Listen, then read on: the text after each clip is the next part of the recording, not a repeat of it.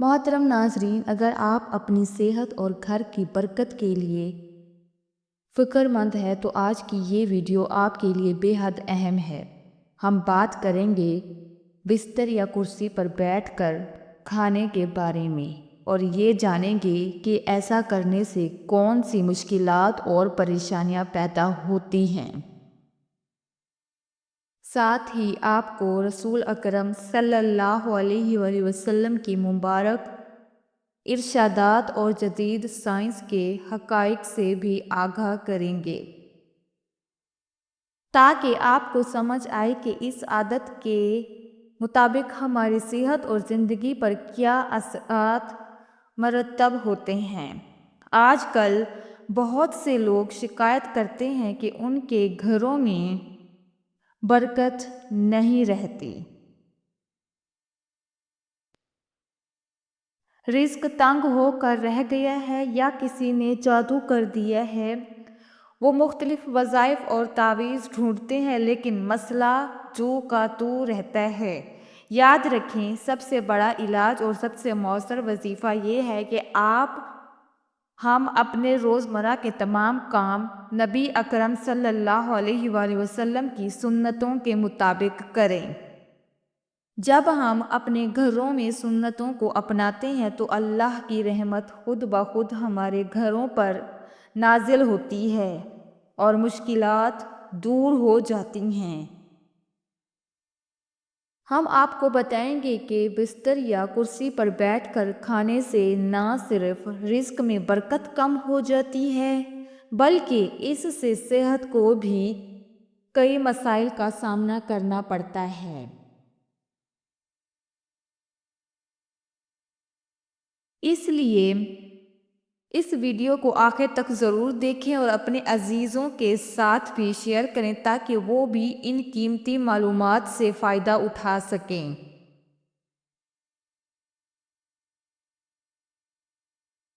آج کل بہت سے لوگ اپنے گھروں میں ڈائننگ ٹیبل یا بستر پر بیٹھ کر کھانے کو معمول بنا چکے ہیں، لیکن یہ عادت نہ صرف سنت کے خلاف ہے بلکہ صحت کے لیے بھی نقصان دہ ثابت ہوتی ہے۔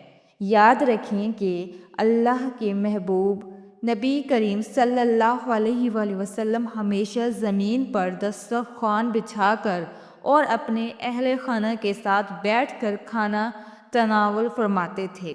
جب آپ صلی اللہ علیہ وآلہ وسلم سے اس حوالے سے سوال کیا گیا تو آپ صلی اللہ علیہ وآلہ وسلم نے فرمایا کہ بستر پر کھانے سے رزق کی برکت ختم ہو جاتی ہے، کیونکہ وہ جگہ سونے کے لیے مخصوص ہے اور وہاں کھانے سے بے برکتی آتی ہے۔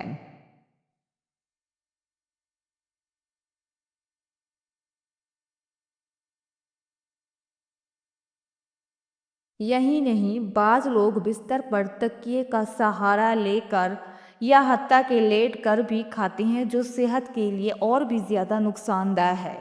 اس سے نہ صرف جسمانی مسائل پیدا ہوتے ہیں بلکہ کھانے کا آداب بھی مجروح ہوتا ہے۔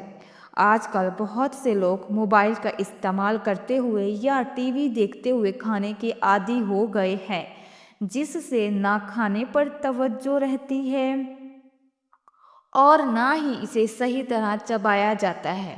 نتیجتاً ایسا کھانا جسم کو فائدہ دینے کے بجائے نقصان پہنچاتا ہے۔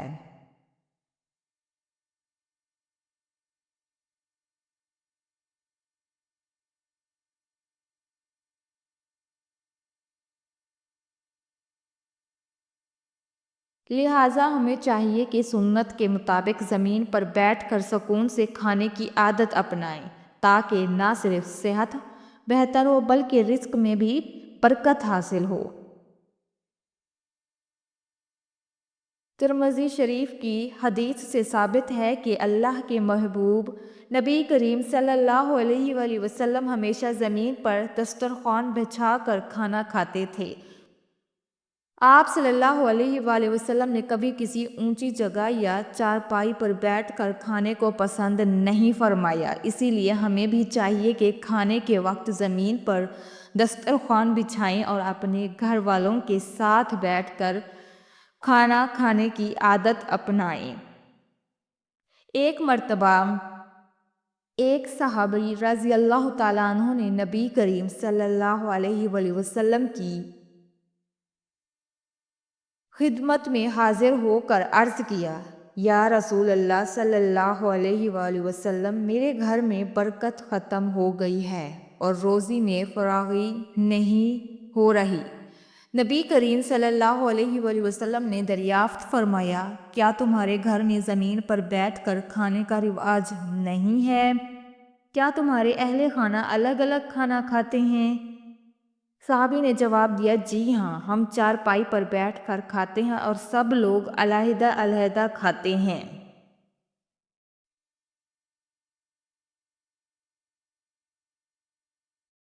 اس پر نبی کریم صلی اللہ علیہ وآلہ وسلم نے فرمایا، اگر تم چاہتے ہو کہ تمہارے گھر میں برکت اور رزق کی فراہی ہو تو زمین پر دسترخوان بچھا کر سب گھر والوں کے ساتھ بیٹھ کر کھایا کرو۔ یہ عمل نہ صرف برکت لائے گا بلکہ اللہ کی رحمت بھی نازل ہوگی۔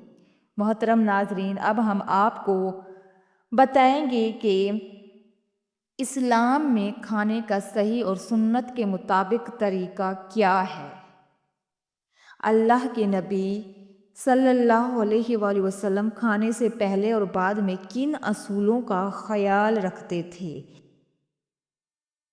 یہ جاننا ہمارے لیے نہایت ضروری ہے، اس لیے اس ویڈیو کو آخر تک دیکھیں تاکہ آپ کو بھی اپنی زندگی میں سنت کے مطابق کھانے کے آداب اپنا سکیں۔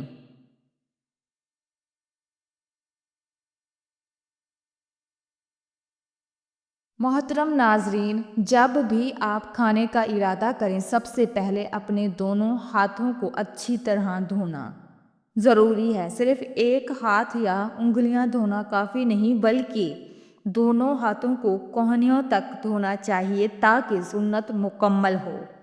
اللہ کے رسول اللہ صلی اللہ علیہ وآلہ وسلم بھی کھانے سے پہلے ہمیشہ دونوں ہاتھ دھوتے تھے اور کھانے کے دوران انہیں تولیے یا رومال سے صاف نہیں کرتے تھے۔ تاہم کھانے کے بعد ہاتھ دھو کر انہیں تولیے یا رومال سے خشک کرنا مستحب ہے تاکہ ہاتھوں پر کھانے کے اثرات نہ رہیں۔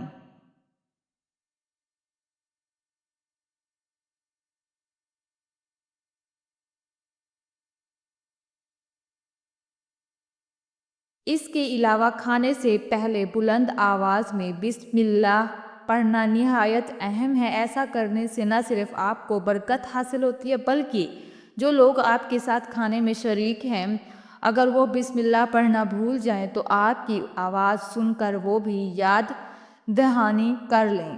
اس طرح کھانے کی ابتدا اللہ کے نام سے ہوتی ہے جو ہر عمل میں برکت اور خیر کا ذریعہ بنتی ہے، لہٰذا کھانے سے پہلے بسم اللہ پڑھنے اور ہاتھ دھونے کی عادت ضرور اپنائیں تاکہ آپ سنت کے مطابق عمل کر سکیں اور اپنی زندگی میں برکت حاصل کریں۔ حضرت عبداللہ بن عباس رضی اللہ تعالیٰ عنہ سے مروی ہے کہ جو نبی کریم صلی اللہ علیہ وآلہ وسلم کے قریب ترین صحابہ میں سے تھے۔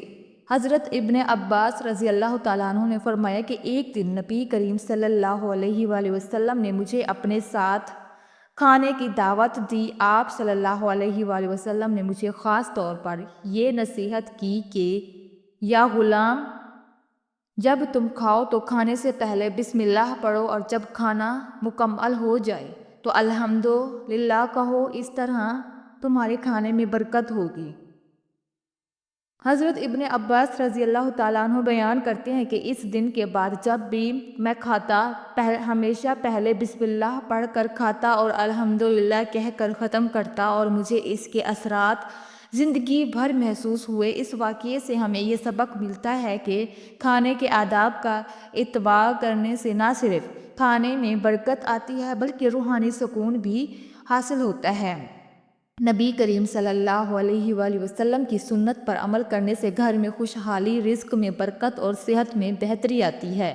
کھانے کی برکتیں صرف ہمارے جسمانی فائدے تک محدود نہیں بلکہ یہ ہمارے روحانی سکون اور اللہ کی رضا کو بھی جذب کرتی ہے۔ اس واقعے سے ہمیں یہ سیکھنے کو ملتا ہے کہ کھانے کے دوران اللہ کا ذکر کرنا، جیسے بسم اللہ پڑھنا، الحمدللہ کہنا، ہمارے لیے فائدہ مند ہوتا ہے۔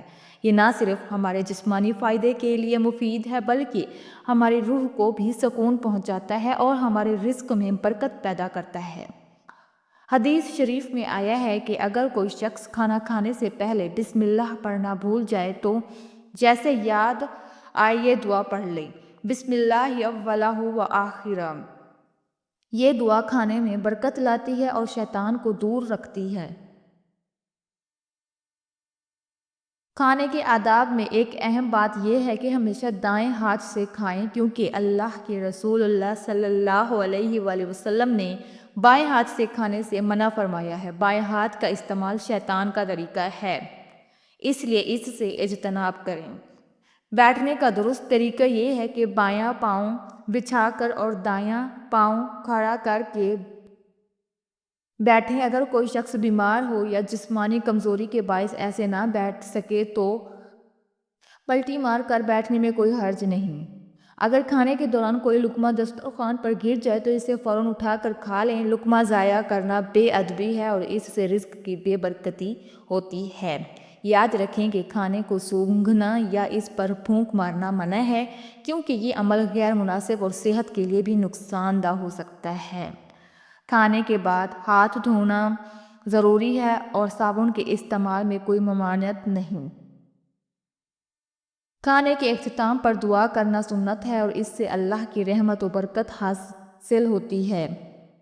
سونے اور چاندی کے برتنوں میں کھانے سے پرہیز کریں، کیونکہ یہ اسلام میں ممنوع ہے۔ کھانے کے دوران اعتدال سے کام لیں اور اتنا ہی کھائیں جتنا ضرورت ہو تاکہ کھانے کا ضیاع نہ ہو۔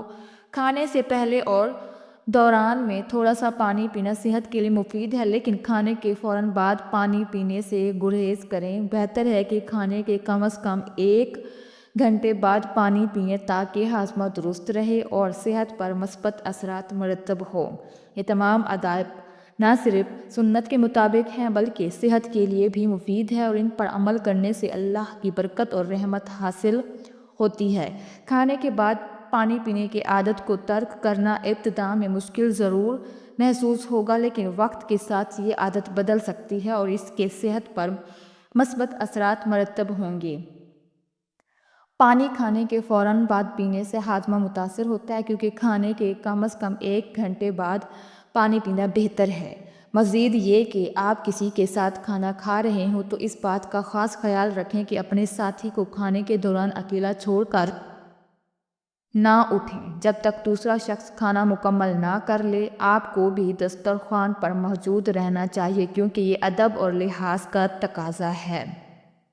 کھانے کو ہمیشہ اچھی طرح چبا کر کھائیں تاکہ ہاضمہ بہتر اور صحت کے مسائل سے بچا جا سکے۔ جلدی کھانے سے نہ صرف بد ہضمی ہو سکتی ہے بلکہ دیگر بیماریوں کا بھی خطرہ بڑھ سکتا ہے۔ آخر میں دعا ہے کہ اللہ تعالیٰ ہمیں ان سنتوں پر عمل کرنے کی توفیق عطا فرمائے اور ہمیں 5 وقت کی باجماعت نماز پڑھنے کی توفیق عطا فرمائے۔ آمین۔ محترم ناظرین، ویڈیو اگر آپ کو پسند آئی ہے تو ویڈیو کو لائک کریں، چینل کو سبسکرائب کریں۔ تمام ناظرین سے گزارش ہے کہ کمنٹ باکس میں اللہ کے 99 ناموں میں سے کوئی ایک نام ضرور لکھیں۔ شکریہ۔ اگلی ویڈیو تک کے لیے اجازت دیجیے۔ اللہ حافظ۔